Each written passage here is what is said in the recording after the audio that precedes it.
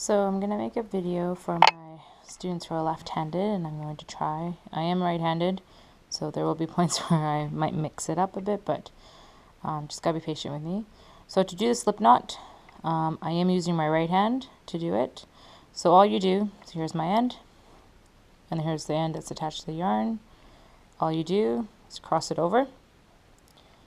What I was doing before was I was having students take it out from underneath, but just to make it easier, you then twist it like this, and then you're pulling that piece that you added on and just pulling it up. So it looks like that. You can easily adjust this loop by pulling either side. So I'm just pulling this side so the loop is a bit smaller. And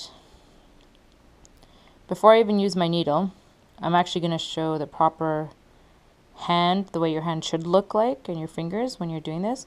Part about crocheting is to make sure that it's the whole routine, like the whole sequence of the way your fingers move with it. So here's my loose end, the one that's not attached to anything, and then this one's attached to the yarn.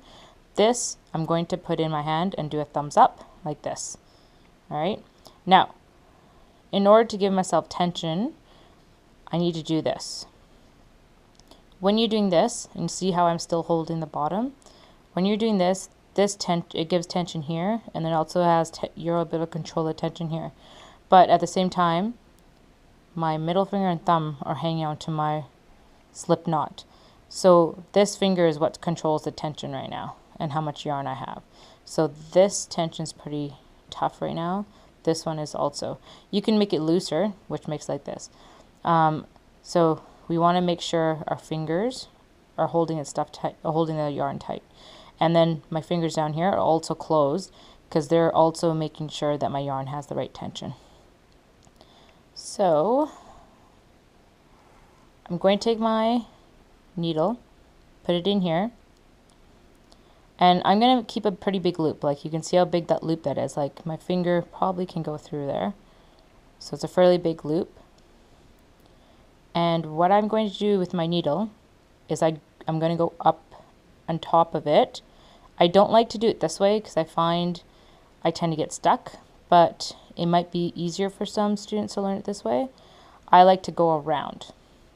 When I do go around, the yarn you'll see is on my hook. So it's stuck right in between the middle of the hook. Oh.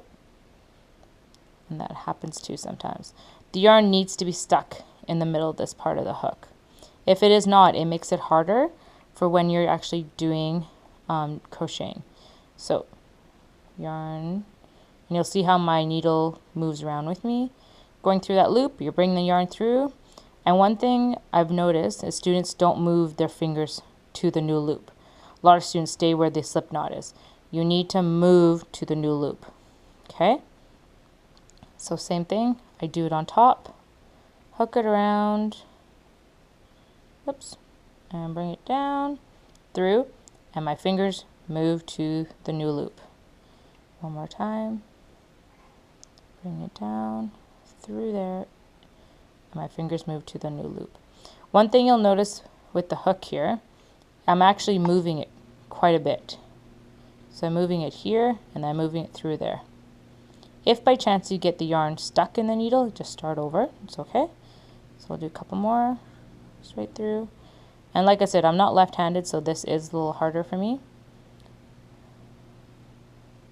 And just gotta bring it through. Oh, and that happened, which is fine because I can still bring the yarn through.